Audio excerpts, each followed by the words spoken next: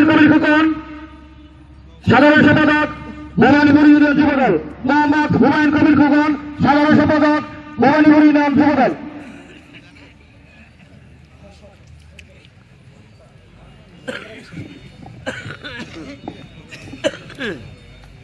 বিসমিল্লাহির রহমানির রহিম।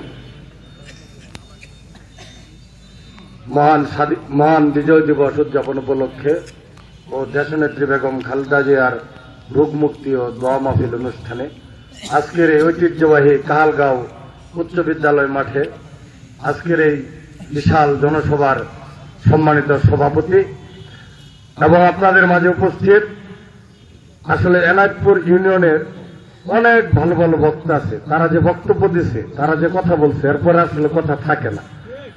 তারপরেও বলছি, আজকে আপনাদের মাঝে উপস্থিত আমাদের ফুলবাড়িয়ার ভবিষ্যৎ উন্নয়নের উপকার আমাদের বাংলাদেশ জাতীয়তাবাদী দল ফুলবাড়িয়া উপজেলা শাখার সামনে যিনি ধারক এবং বাহক হবেন এবং আপনাদের এই কাহালগাঁও থেকেই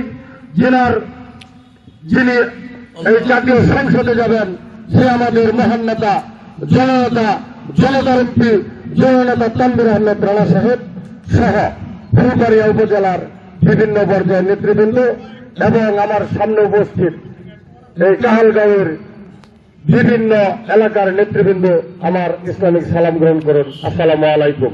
আমি বক্তব্যের শুরুতেই স্বাধীনতার ঘোষক, গণতন্ত্রের প্রবক্তা শহীদ প্রেসিডেন্ট জিয়াউর রহমানের আত্মার রুহের মাগফিরাত কামনা করছি।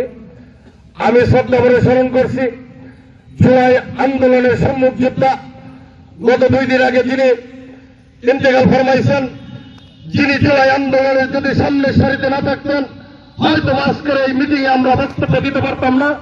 সেই সারা বাংলাদেশে যার নাম এখন আনাচে কানাচে ছড়িয়ে ছিটে আছে, সেই উসমান হাদির মৃত্যুর জন্য আমরা শোক প্রকাশ করছি এবং তাকে যারা নৃশংসভাবে হত্যা করেছে তাদের বিচারের দাবি জানাচ্ছি।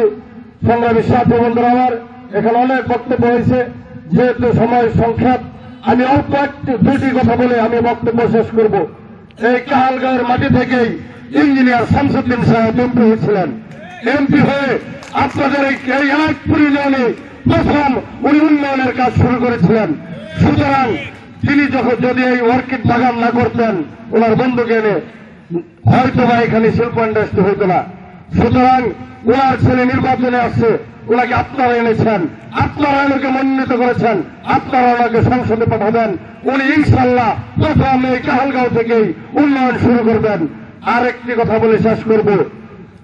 আমি এখানে আসার আগে অনেক কথা শুনেছি, আমি এখানে অনেক নেতৃবৃন্দ নাকি অনেক ধরনের কথা বলছে, এখানে মিটিং করতে দেবে না। আমি তাদের উদ্দেশ্যে বলতে চাই, আজকে যে রাস্তা দিয়ে গিয়ে আপনারা বিভিন্ন জায়গায় দালালি তরকারি বাটপারি করেন, এই রাস্তা কার তৈরি সেটা মনে রাখবেন। আমি স্পষ্ট ভাষায় বলে দিতে চাই, আপনারা যদি কোনো হুমকি দামকি দেন তাহলে কিন্তু জনগণ আপনাদের কঠিন হস্তে দমন করবে। সংগ্রামী সাথী বন্ধুরা, আপনারা মনোনীত করেছেন আমাদের তানভীর আহমেদ রানা ভাইকে, আপনারাই ভোট দিয়ে আগামী জাতীয় সংসদ নির্বাচনে জয়যুক্ত করে সংসদে পাঠাবেন। উনি বলবেন আপনাদের সুখ দুঃখের কথা, আপনাদের কোন নেতার কাছে যেতে হবে না, উনি আপনাদের কাছে আসবে। এই আশাবাদ ব্যক্ত করে আমি আমার কথা শেষ করছি। বাংলাদেশ জিন্দাবাদ, তানভীর আহমেদ রানা ভাই জিন্দাবাদ। আসসালামু আলাইকুম।